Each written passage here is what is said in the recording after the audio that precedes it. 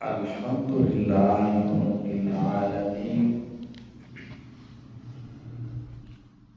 والصلاة والسلام على خاتم النبيين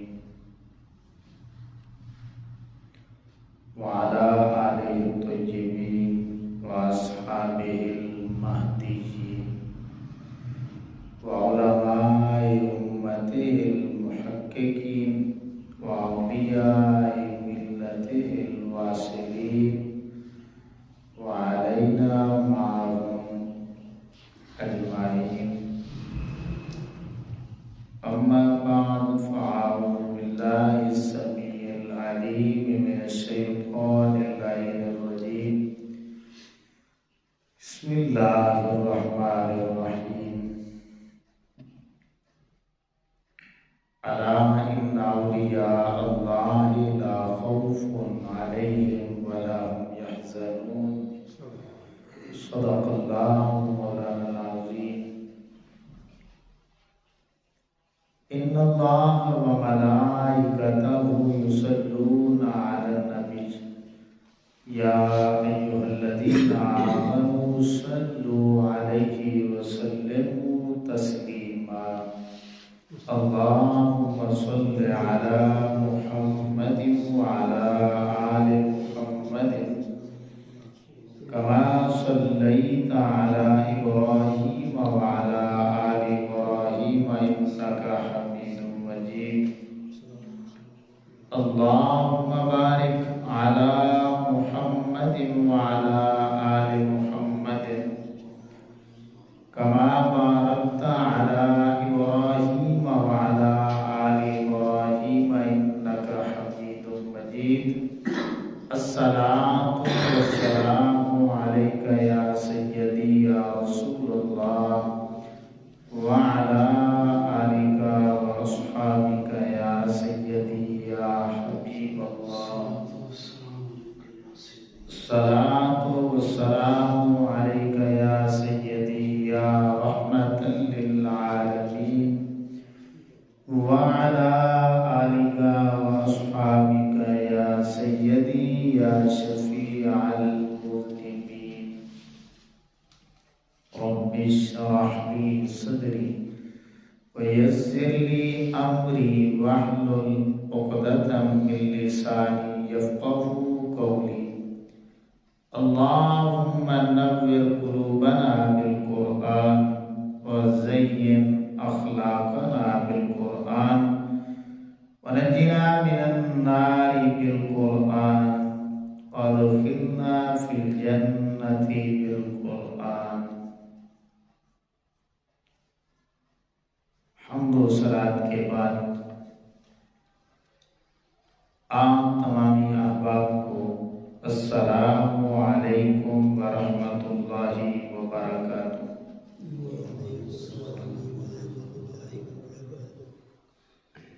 امام الانبیاء صلی اللہ تعالی علیہ وآلہ وسلم کے غلاموں، اللہ رب العزت کا کروڑا شکر ہے کہ جس نے اپنی توفیق خاص سے ہم سبھی کو اپنی پاک بارگاہ میں حاضری کا شرف عطا کیا. اپنا اور اپنے محبوب بندوں کا ذکر پاک سننے اور سنانے کی توفیق عطا فرمائے. اللہ رب العزت ہماری آج کی حاضری بامقصد بنائے اور اس کو اس انداز میں شرف قبولیت عطا فرمائے کہ ہماری بخشش کا بہانہ بنا دے. جیسا کہ تمامی احباب جانتے ہیں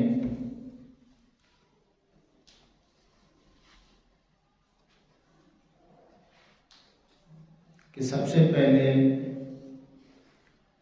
ہم نے غلامی مصطفیٰ صلی اللہ تعالی علیہ وآلہ وسلم کے تقاضوں کو بیان کیا کہ وہ تقاضے کون کون سے ہیں.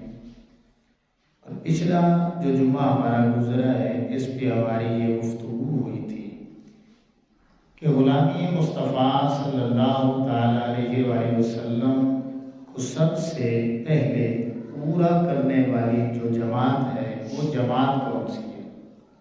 تو وہ جماعت صحابہ کرام رضوان اللہ تعالیٰ علیہم اجمعین کی جماعت ہے۔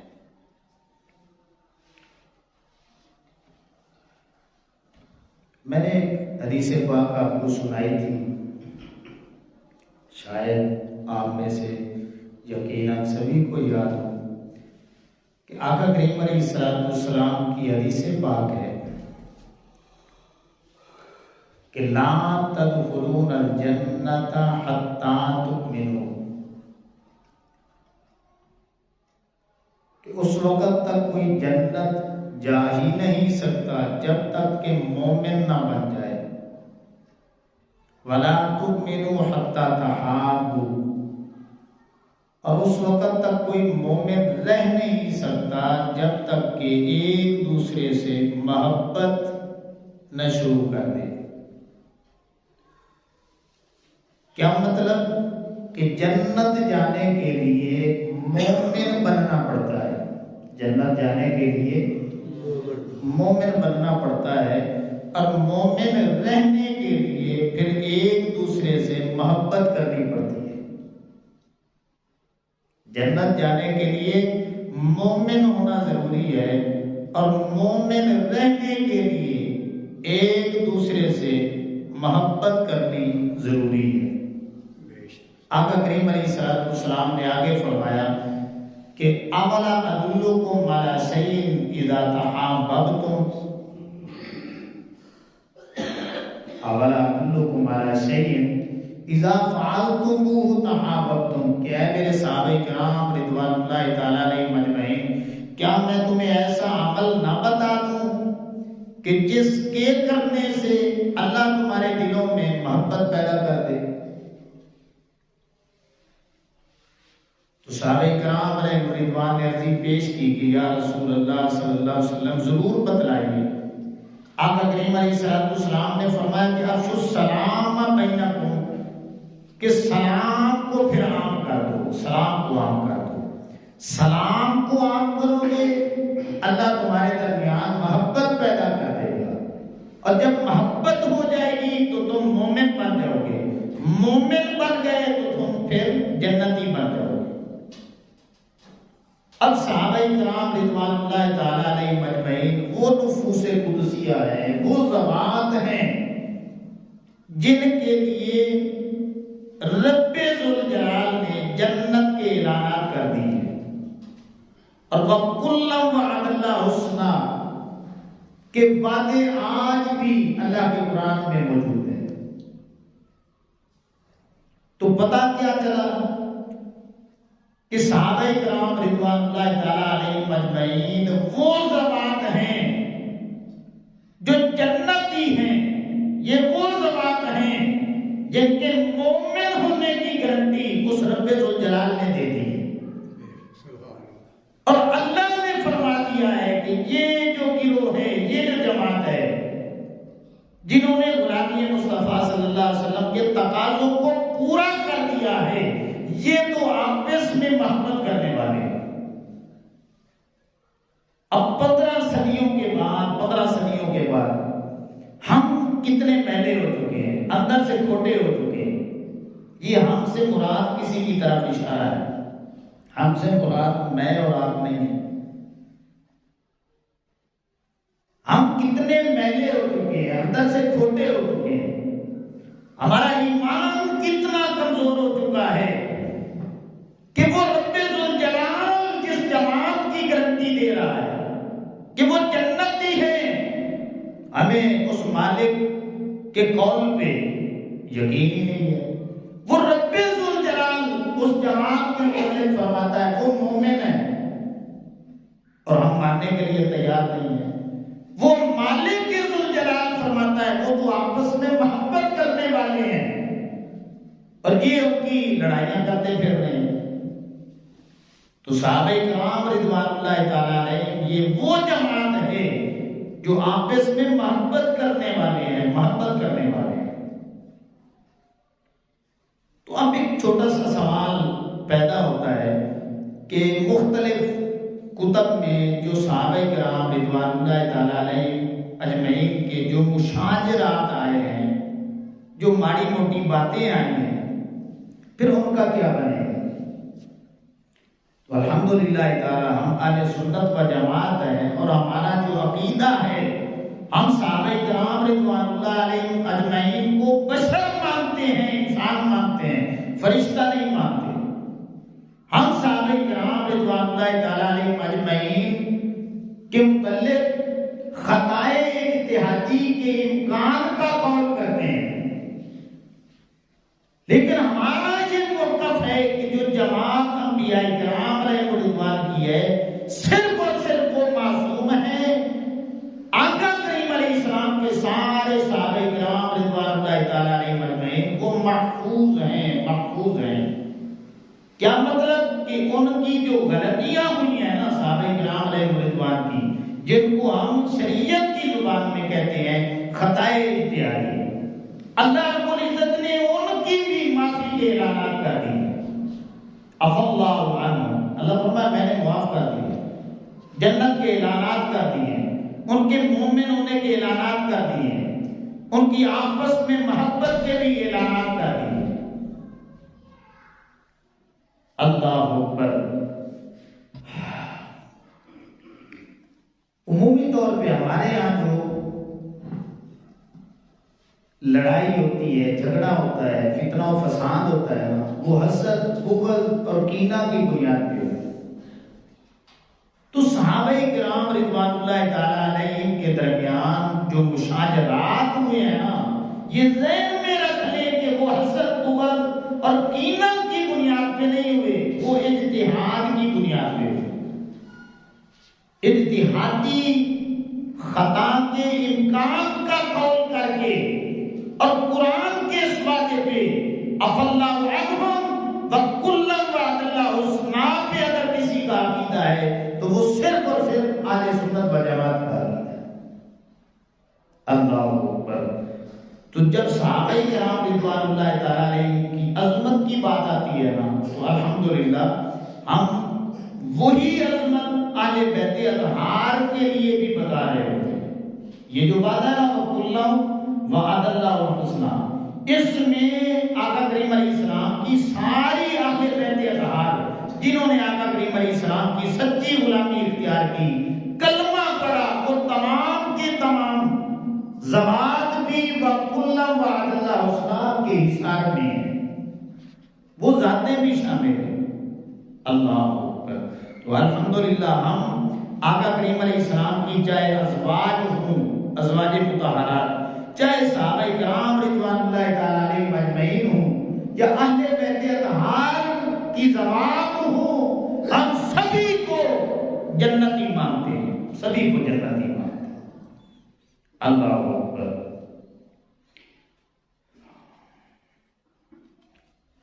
میں نے بڑا عرصہ پہلے اس پہ کچھ اشعار کہے تھے، وہ مکمل تو میں آپ کو نہیں سناتا، لیکن 3-4 اشعار بڑے ہی پیارے ہیں، تو وہ میں آپ کو سنا دیتا ہوں۔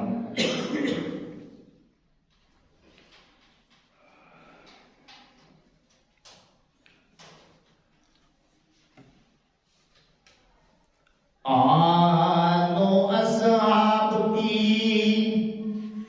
شان دیکھ لو،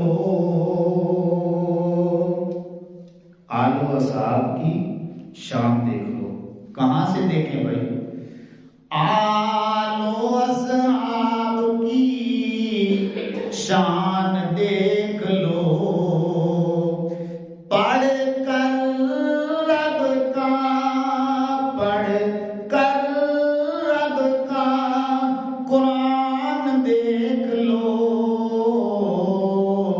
آل و اصحاب کی شان دیکھ لو۔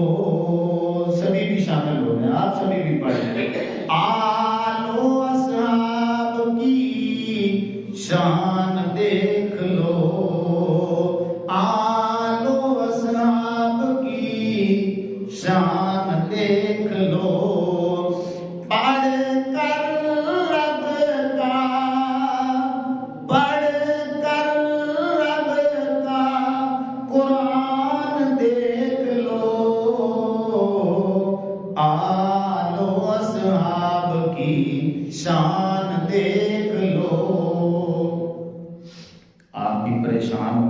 سر کیوں لگا دی ہے؟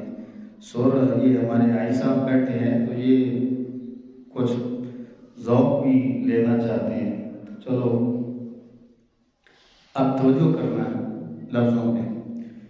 قرآن میں موجود ہے اب بھی رضی اللہ،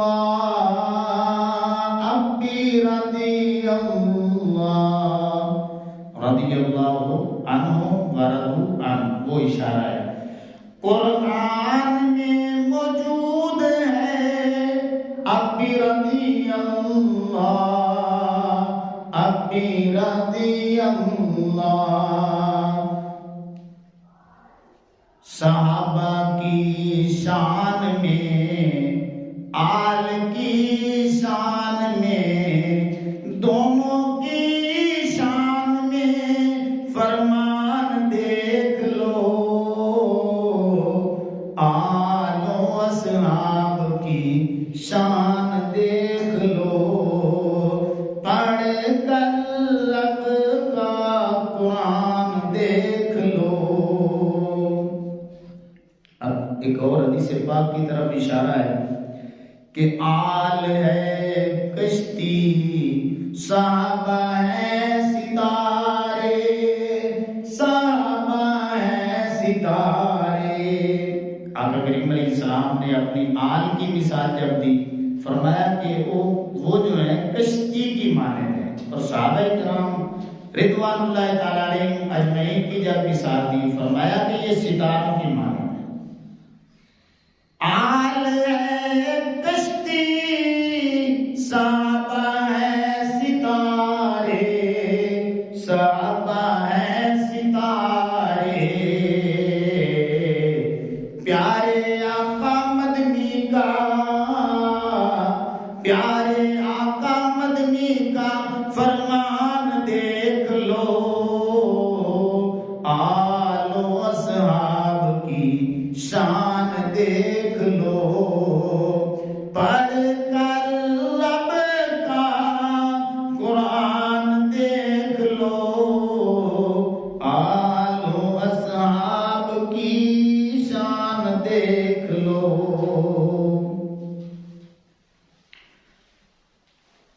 آل و اصحاب کا ذکر پاک سن کر، ذکر پاک سن کر،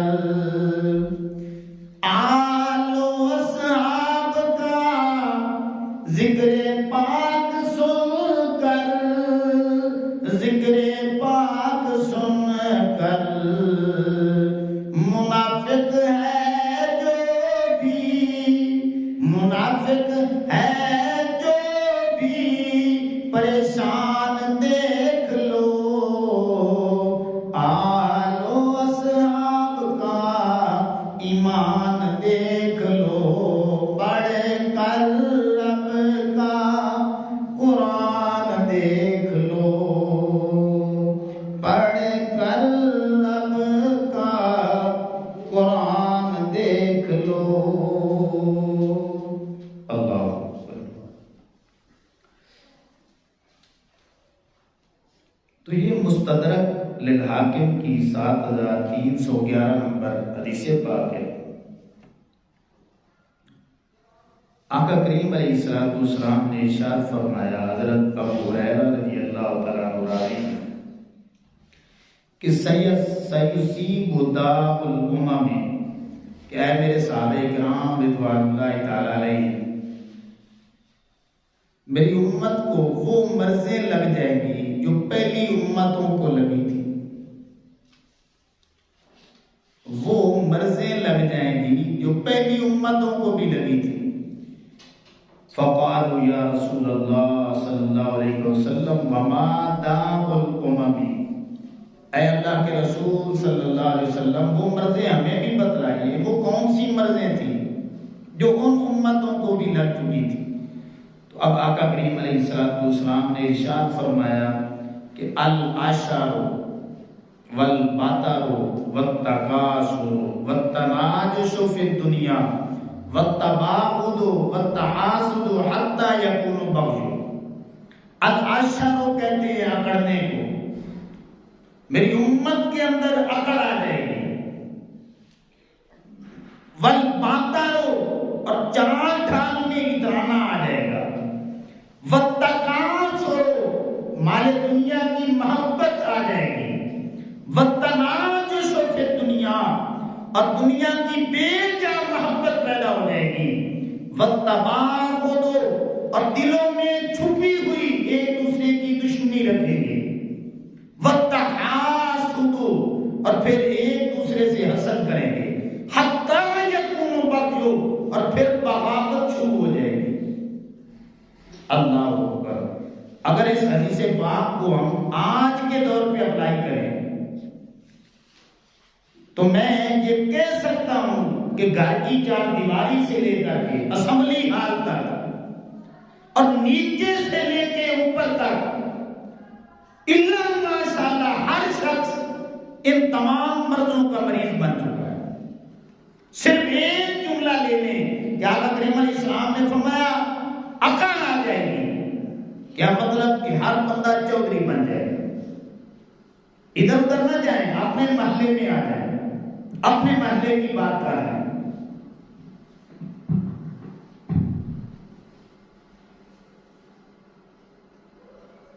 اپنے محلے کی بات کریں تو ہر شخص چودھری بنے گا کہ اس علاقے کا میں چودھری ہوں۔ آگے چلے جائیں گے تو ہر شخص کہے گا کہ اس علاقے کا میں چودھری ہوں۔ تو اس چودراہٹ پن میں ہمارے کتنے دین کے جو کام تھے ان کے اندر رکاوٹ ڈالی ہوئی، ہمارے دینی کام رکے پڑے ہیں اس چودراہٹ کی وجہ سے۔ کاش ہم اپنی انانیت چھوڑ دیں، دین کے لیے چھوڑ دیں، اللہ کے لیے چھوڑ دیں، آقا کریم علیہ السلام کے لیے چھوڑ دیں، لیکن اپنی انانیت کو، اپنی چودراہٹ کو، اپنے اکڑ پن کو ہم چھوڑنا نہیں چاہتے، اور نہ جاننے اس اکڑ پن کی وجہ سے ہماری وجہ سے دین کا کتنا نقصان ہو رہا ہے۔ اگر ہر شخص دوسرے کو آگے کر دے کہ یار تو آگے لگ، میں تیرے پیچھے لگنے کے لیے تیار ہوں، تو الحمدللہ تعالی جو رکے ہوئے ہمارے کام ہیں وہ بہت جلد پایا تکمیل تک پہنچ جائے۔ تو آقا کریم علیہ السلام خبر دے رہے ہیں میرے غلاموں، اکڑ تمہارے اندر نہیں آنی چاہیے۔ اگر کوئی مال و دولت آ جائے تو پھر اپنی چال ڈھال میں اترانا نہیں ہے، عاجزی پیدا کرنی ہے۔ مال کی کثرت جو ہے اس کی محبت اگر ہو تو وہ اللہ کے لیے ہو کہ اللہ نے دیا ہے، اللہ کے راستے میں لگانا ہے۔ اور پھر آقا کریم علیہ السلام نے فرمایا کہ دلوں میں چھپی ہوئی دشمنی وہ دیکھ لیں کہ ہم مسلمان ہیں، یہ سارے ہمارے بھائی ہیں، تو میں نے ادھر سے آگ لگائی، اس نے ادھر سے آگ لگائی، تو آگ لگانے کی کوشش کرتے ہیں۔ ہم میں سے کتنے ہیں جو آگ بجھانے کا کام کر رہے ہیں؟ اور پھر آقا کریم علیہ السلام نے فرمایا کہ حسد ہوگا، ہر شخص کے اندر حسد ہوگا۔ حالانکہ جو حاسد ہوتا ہے نا، حسد کرنے والا، وہ کسی کا نقصان نہیں کرتا، وہ اپنا ہی نقصان کر رہا ہوتا ہے، دینی حوالے سے بھی اور دنیاوی حوالے سے بھی۔ اللہ اکبر۔ پھر آقا کریم علیہ السلام نے فرمایا کہ بغاوت کریں گے۔ آج دیکھ لیں، اولاد اپنے ماں باپ کی بغاوت کر رہی ہے۔ ہر ماں باپ کو گلہ شکوہ ہوتا ہے کہ میری اولاد میرا کہنا نہیں مانتی، الا ماشاءاللہ اکثریت کی حالت یہی ہے۔ وجہ کیا ہے کہ ہم اکثریت جو ہیں وہ آقا کریم علیہ السلام کے جو پیغامات تھے، جو آقا کریم علیہ السلام نے ہمیں دین دیا تھا، عملاً اس دین کو ہم چھوڑتے چلے جا رہے ہیں۔ اللہ اکبر۔ اب یہ حدیث پاک تھوڑی سی کمزور ہے، لیکن اس کا مفہوم چونکہ دیگر احادیث مبارکہ سے ملتا ہے تو علماء نے لکھا ہے کہ یہ بھی جو ہے وہ صحیح کے درجے پر ہے۔ وہ کون سی ہے وہ سن لیں۔ یہ مسند احمد کی حدیث پاک ہے 9777 نمبر، کہ آقا کریم علیہ السلام نے ایک دفعہ ارشاد فرمایا دبا الیکم داء الامم قبلکم، اے میرے غلاموں سن لو، جو پہلی امتوں کو مرضیں لگی تھی ان میں سے جو مرضیں میری امت کو لگے گی وہ سن لو۔ وہ کون سی ہیں؟ آقا کریم علیہ السلام نے فرمایا الحسد والبغضاء، میری امت ایک دوسرے پہ حسد کرے گی، ایک دوسرے کا قرض ہوگا، کینہ ہوگا۔ تو آج دیکھ لیں ہماری کیا صورتحال ہے اور پھر اس کا نقصان کتنا ہے۔ آقا کریم علیہ السلام نے فرمایا اجل حالکۃ الدین، یہ عمل اتنا برا ہے، آقا کریم علیہ السلام نے فرمایا حسد اور بغض، اس کی وجہ سے جو دین کی عمارت ہے وہ دھڑام کر کے گر جاتی ہے، دین کو تباہ کر دیتا ہے حسد کرنا، بغض کرنا۔ اللہ اکبر۔ اب آقا کریم علیہ السلام کا فرمان سنیں، حضور نے ارشاد فرمایا والذی نفس محمد بیدہ، اس رب ذوالجلال کی عزت کی قسم ہے جس کے قبضہ قدرت میں میری جان ہے، میرے غلاموں لا تدخلون الجنۃ حتی تؤمنوا ولا تؤمنوا حتی تحابوا، تم اس وقت تک جنت نہیں جا سکتے جب تک کہ مومن نہ بن جاؤ، اور مومن اس وقت تک رہ نہیں سکتے جب تک کہ ایک دوسرے سے محبت نہ شروع کر دو۔ آگے آقا کریم علیہ السلام نے فرمایا افلا انبئکم بشیء اذا فعلتموہ تحاببتم، کیا میں تمہیں ایسا عمل نہ بتاؤں جس کے کرنے سے اللہ تمہارے درمیان محبت پیدا کر دے؟ تو آقا کریم علیہ السلام نے فرمایا افشوا السلام بینکم، پھر ایک دوسرے کو السلام علیکم ورحمۃ اللہ وبرکاتہ، یہ سلام عام کر دو۔ اب اس میں کیا چیز چھپی ہوئی ہے کہ آقا کریم علیہ السلام سلام پہ اتنا زور دے رہے ہیں؟ علماء بیان کرتے ہیں کہ جس کے دل میں حسد ہوتا ہے نا، بغض کسی کا، وہ بندہ سلام نہیں دیتا اس کو۔ جس کے دل میں حسد یا بغض ہوتا ہے نا کسی کا، وہ بندہ کبھی بھی اس کو سلام نہیں دیتا، اور جو کوئی سلام دے دیتا ہے نا تو یہ بات اظہار کر رہی ہوتی ہے کہ اس کے دل میں نہ بغض ہے نہ کینہ ہے۔ تو آقا کریم علیہ السلام جو اندر کی بیماریاں ہیں نا ہماری، ان کا علاج کرنا چاہتے ہیں۔ اگر تم عقل کو، اترانے کو، حسد کو، بغض کو، بغاوت کو ختم کرنا چاہتے ہو تو پھر آسان سا نسخہ ہے۔ آقا کریم علیہ السلام فرماتے ہیں یار ایک دوسرے کو سلام کیا کرو۔ سلام ایک خفیہ کوڈ ہے، ایک خفیہ، اس کا معنی یہ ہے، اگر میں سادے لفظوں میں آپ کے سامنے رکھوں کہ میرا بھائی جس کو سلام دیا جاتا ہے نا، یہ کوڈ ہے کہ میں تم سے محبت کرتا ہوں، میں تم سے، میرے دل میں تیرے لیے نہ حسد ہے نہ بغض ہے نہ کینہ ہے، میں تیرے ساتھ محبت کرتا ہوں۔ گویا جب ایک دوسرے سے ہم سلام کرتے ہیں نا تو ہم ایک دوسرے کو پیغام دیتے ہیں کہ میرا بھائی میں تجھ سے محبت کرتا ہوں۔ آگے سے وہ سلام کا جواب دیتا ہے تو یہ بھی ایک کوڈ ہے، خفیہ کوڈ ہے۔ وہ جواب میں کہتا ہے میرا بھائی اگر تو مجھ سے محبت کرتا ہے تو پھر سن لے میں بھی تجھ سے محبت کرتا ہوں۔ یہ کتنی بڑی بات ہے۔ بادشاہ تھا نا ایک، اس نے ایک قیدی کو بلوایا،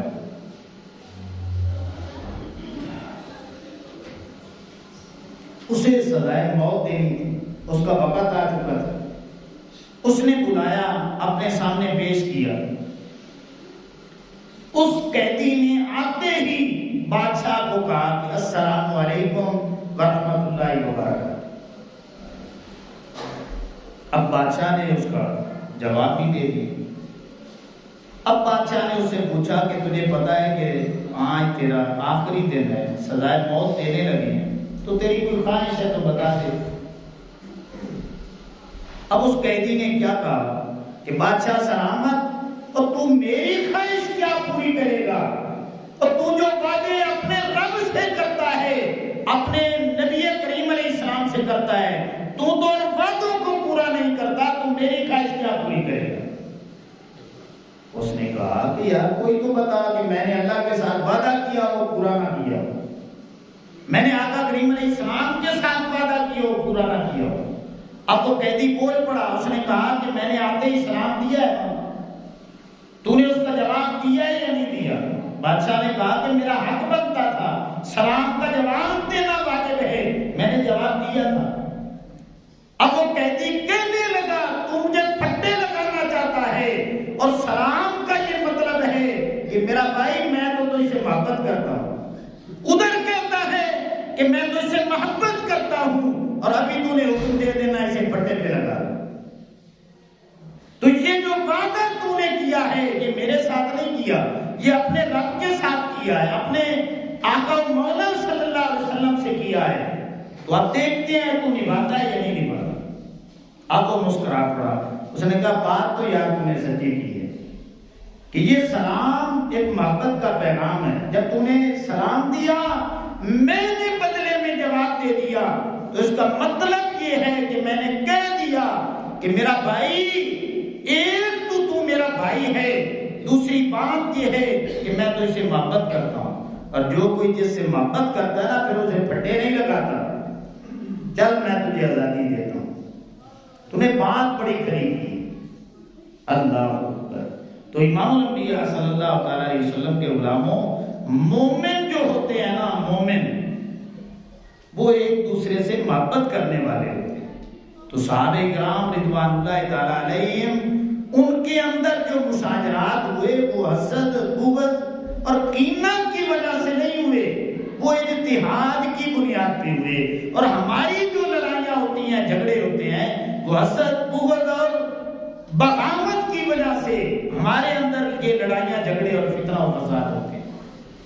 تو جو ہمارے اندر گندگی تھی، غلاظت تھی، ہمارے من پلید تھے، ہمارے اندر میل کچیل تھا، ہم نے سمجھا شاید صحابہ کرام رضوان اللہ تعالیٰ علیہ جو پاک ہستیاں ہیں، ہم نے کہا شاید ان کے اندر بھی یہی بات تھی، نہیں، ان کے اندر نہیں تھا، نہ بغض تھا، نہ کینہ تھا، نہ حسد تھا، وہ تو ایک دوسرے سے محبت کرنے والے تھے۔ اللہ اکبر۔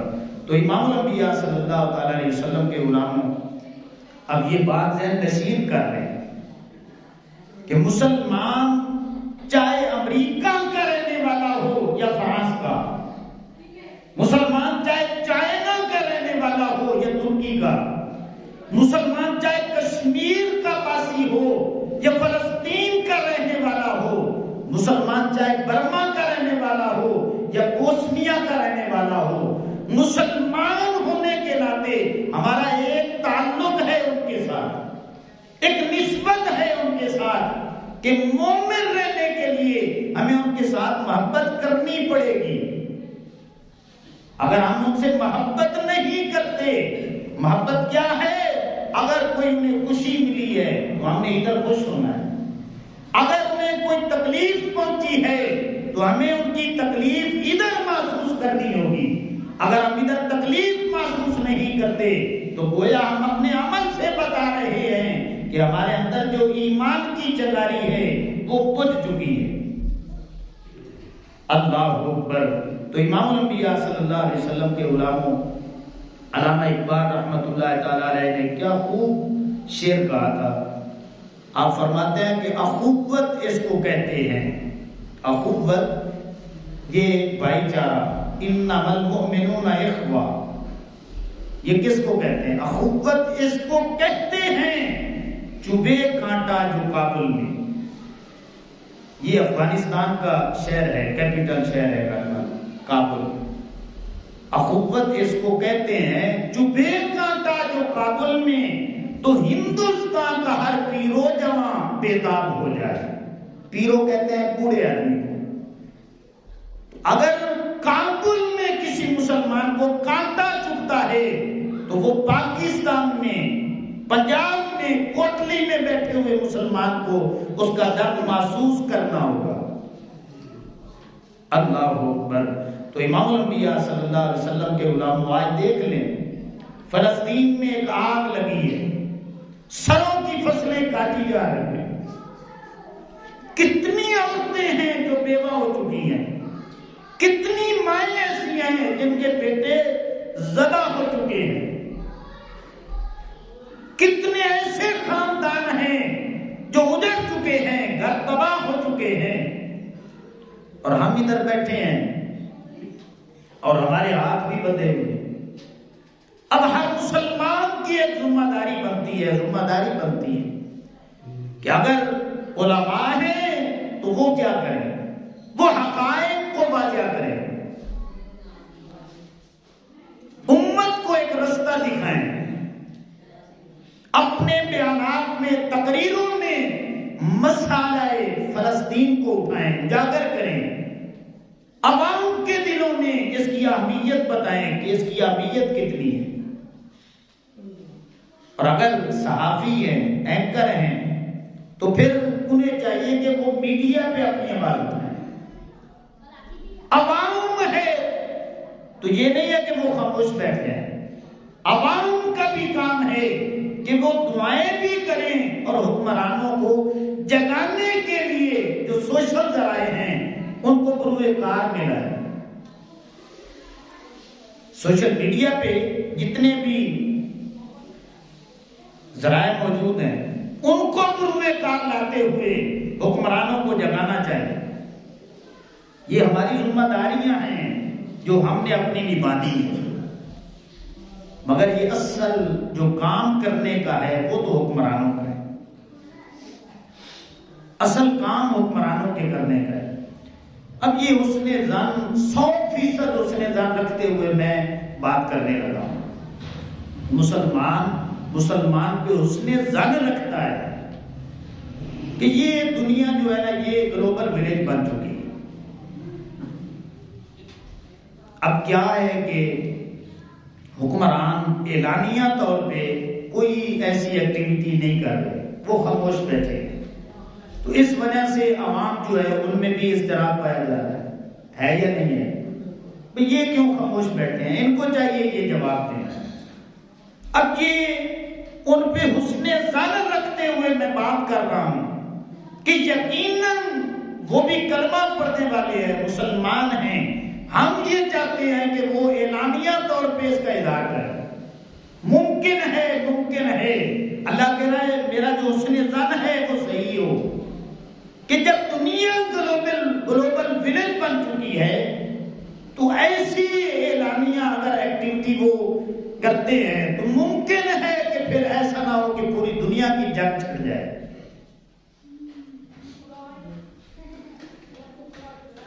پھر ملکوں کی تقسیم ہو، کچھ ادھر کھڑے ہوں کچھ ادھر کھڑے ہوں، تو اب حکمت عملی وہ کرنی ہوگی، ان کے ساتھ کھڑا ہونا ہوگا، لیکن عالمی معاملات کو تناظر میں رکھ کے ان کے ساتھ کھڑا ہونا ہوگا۔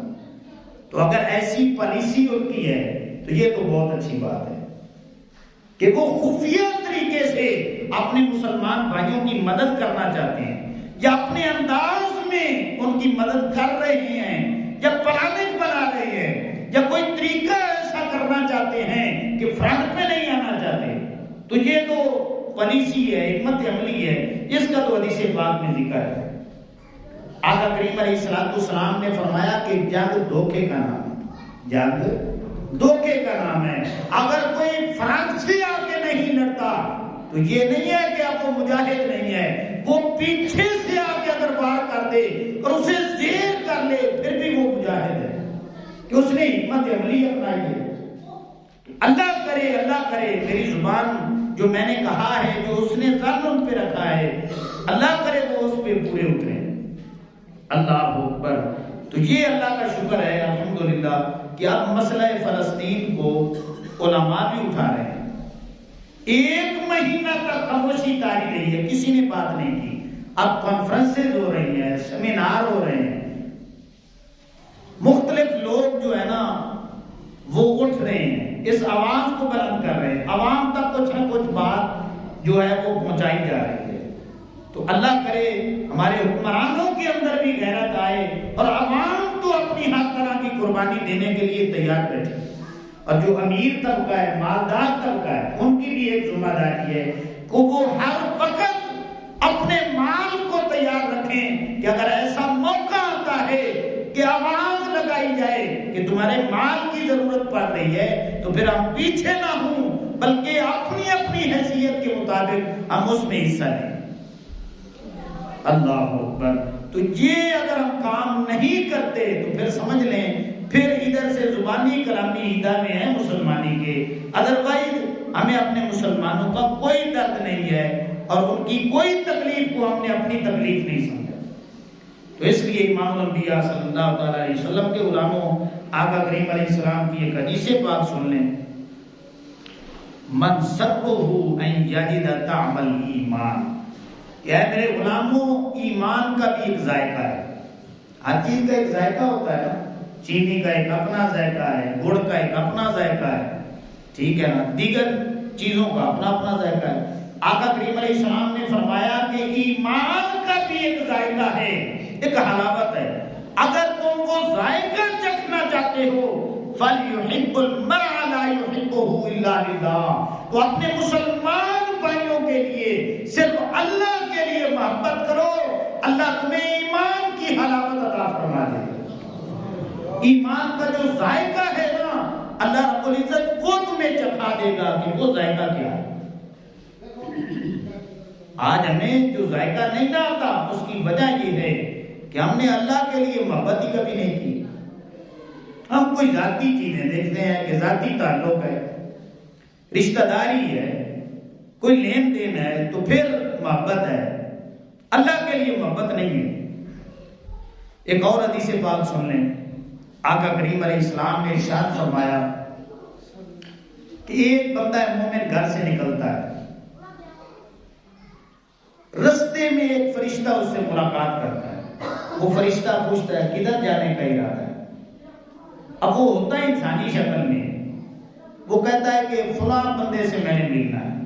آگے سے وہ فرشتہ پوچھتا ہے کہ تمہاری کوئی رشتہ داری ہے اس کے ساتھ؟ وہ کہتا ہے نہیں، رشتہ داری کوئی نہیں ہے۔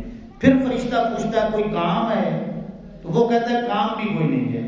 تو پھر وہ پوچھتا ہے کہ کوئی تجارت کا معاملہ ہے، لین دین کا معاملہ ہے؟ وہ کہتا ہے نہیں، صرف آج میں ملنے کے لیے جا رہا ہوں، اللہ کے لیے، صرف اللہ کے لیے ملنے کے لیے جا رہا ہوں۔ اب آقا کریم علیہ السلام نے ارشاد فرمایا کہ وہ فرشتہ اللہ کے حکم سے اس بندہ مومن کو جواب دیتا ہے کہ تیرے اس عمل کی وجہ سے سن لے اللہ بھی تم سے محبت کرتا ہے۔ تم اپنے بھائی سے اللہ کے لیے محبت کرتے ہو نا، نہ کوئی لین ہے، نہ کوئی دین ہے، نہ کوئی رشتہ داری ہے، نہ برادری ہے، ملنے کے لیے جا رہے ہو اللہ کے لیے۔ تو آقا کریم علیہ السلام نے فرمایا وہ فرشتہ خبر دیتا ہے کہ اللہ بھی پھر تم سے پیار کرتا ہے، اللہ بھی تم سے پیار کرتا ہے۔ تو اللہ کی محبت حاصل کرنے کا کتنا آسان نسخہ ہے کہ ہم ایک دوسرے سے اللہ کے لیے محبت کرنے والے بن جائیں، اور جب بھی ملیں تو پھر السلام علیکم ورحمۃ اللہ وبرکاتہ۔ اب یہ حدیث پاک آخری سن لیں، میں مختصر یہ آپ کے سامنے بیان کرنا چاہتا ہوں کہ حضرت ابو مسلم خولانی، یہ ابو داؤد شریف میں بھی موجود ہے، مسند احمد میں بھی موجود ہے۔ یہ وہ بندہ ہے کہ اس کو ناموس رسالت صلی اللہ علیہ وسلم کی وجہ سے آگ میں پھینکا جاتا ہے۔ تو جس طرح سیدنا ابراہیم علیہ السلام نے آگ میں چھلانگ لگائی تھی نا، تو اللہ نے آگ کو گلزار بنا دیا تھا۔ تو یہ بندہ بھی آقا کریم علیہ السلام کی ناموس کی خاطر آگ میں جاتا ہے، جس طرح ابراہیم علیہ السلام پر آگ گلزار بن گئی تھی، جب یہ بھی آگ میں جاتے ہیں تو آگ گلزار بن جاتی ہے۔ اور یہ واقعہ سیدنا عمر فاروق رضی اللہ تعالیٰ عنہ کے زمانے میں ہوتا ہے، اور حدیث پاک میں یہ واقعہ آتا ہے کہ حضرت ابو مسلم خولانی فرماتے ہیں کہ حمص ایک شہر ہے، وہاں کی ایک جامع مسجد میں میں گیا، میں نے دیکھا کہ 30 صحابہ اکرام علیہم رضوان کی جلوہ گری ہے، لیکن ایک نوجوان صحابی بیٹھا ہے۔ اس علاقے میں جو بھی اختلاف ہوتا ہے نا تو اس کے پاس آتے ہیں، وہ جو بھی فیصلہ کرتا ہے نا تو سبھی مان لیتے ہیں۔ تو میں نے پھر پوچھا کہ یہ نوجوان ہے کون جس کی آنکھیں سیاہ ہیں، چہرہ چمک رہا ہے؟ تو پھر مجھے بتایا جاتا ہے کہ یہ حضرت معاذ بن جبل رضی اللہ عنہ۔ اب وہ 30 صحابہ کرام رضوان اللہ علیہم اجمعین باہر نکلتے ہیں، میں ان کے انتظار میں مسجد میں بیٹھ جاتا ہوں۔ اب وہ نفلوں کی نیت کر لیتے ہیں، میں بھی نماز شروع کر لیتا ہوں۔ جب نماز پڑھتے ہیں، دعا کا اختتام ہوتا ہے، تو میں قریب جاتا ہوں، میں کہتا ہوں کہ اے معاذ بن جبل رضی اللہ تعالیٰ عنہ، میں آپ سے اللہ کے لیے محبت کرتا ہوں، اللہ کے لیے محبت کرتا ہوں۔ آپ نے فرمایا کہ ایک دفعہ پھر بتاؤ کس کے لیے محبت کرتے ہیں؟ انہوں نے کہا صرف اللہ کے لیے۔ آپ نے پھر فرمایا، حضرت معاذ بن جبل رضی اللہ عنہ، آپ نے فرمایا کہ ان من عباد اللہ لناسا معهم بانبیاء ولا شہداء۔ اب سن لو کہ قیامت والے دن کچھ لوگ ایسے بھی ہوں گے جو نہ نبی ہوں گے نہ شہید ہوں گے، یغبطہم الانبیاء والشہداء، لیکن اللہ کے نبی اور شہید دیکھیں گے، رشک کی نگاہ سے دیکھیں گے، اللہ سے پوچھیں گے اے مالک و مولا، اپنے عرش کا سایہ دے دیا ہے، اتنی قربت دے دی ہے، نور کے منبر دے دیے ہیں، وجہ کیا ہے؟ آقا کریم علیہ السلام نے فرمایا ہم قوم تحابوا بروح اللہ، یہ ایک دوسرے سے اللہ کے لیے محبت کیا کرتے تھے۔ پھر فرمایا کہ الا غیر ارحام بینہم ولا اموال یتعاطونہا، نہ ان کی رشتہ داریاں تھیں، نہ مال کی وجہ سے محبت کرتے تھے، صرف اللہ کی وجہ سے محبت کرتے تھے۔ اب آقا کریم علیہ السلام نے جو فرمایا بس وہ سن لیں۔ حضور نے ارشاد فرمایا فواللہ، مجھے اپنے رب کی قسم ہے، ان وجوہہم لنور، اللہ کے لیے جو محبت کرتے ہوں گے ان کے چہرے نور سے چمک رہے ہوں گے، وَإِنَّهُمْ لَنُورٌ۔ پھر آقا کریم علیہ السلام نے فرمایا صرف چہرے نہیں، وہ سارے وجود نور کے بنے ہوں گے۔ پھر فرمایا لا یخافون اذا اخاف الناس، جب ساری دنیا خوف میں مبتلا ہوگی انہیں کوئی خوف نہیں ہوگا، ولا یحزنون اذا حزن الناس، جب ساری دنیا غمگین ہوگی انہیں کوئی غم نہیں ہوگا۔ اللہ کی خاطر محبت کرنے والوں کی جب باری آئی، یہ شانیں بیان کی، ان کی علامات بیان کی کہ وہ اللہ کے لیے محبت کرتے ہوں گے۔ پھر آقا کریم علیہ السلام نے اوپر آیت سیٹ کی، فرمایا الا ان اولیاء اللہ لا خوف علیہم ولا هم یحزنون، میری امت ڈھونڈے گی اللہ کے ولی کدھر ہیں، ولی کدھر ہیں۔ سن لو، جو اللہ کی خاطر ایک دوسرے سے محبت کرنے والے ہوں گے وہی اللہ کے ولی ہوں گے۔ اور یہ وہ گروہ ہے جو صحابہ کرام رضوان اللہ تعالی علیہم اجمعین کے بعد تابعین سے قیامت تک اولیاء کرام ہیں، اولیاء کاملین ہیں، جنہوں نے آقا کریم علیہ السلام کی غلامی کا حق ادا کرنا ہے۔ تو میں دعا کرتا ہوں کہ اللہ رب العزت ان اپنے پیاروں میں ہم سبھی کو شامل فرمائے۔ وما علینا الا البلاغ۔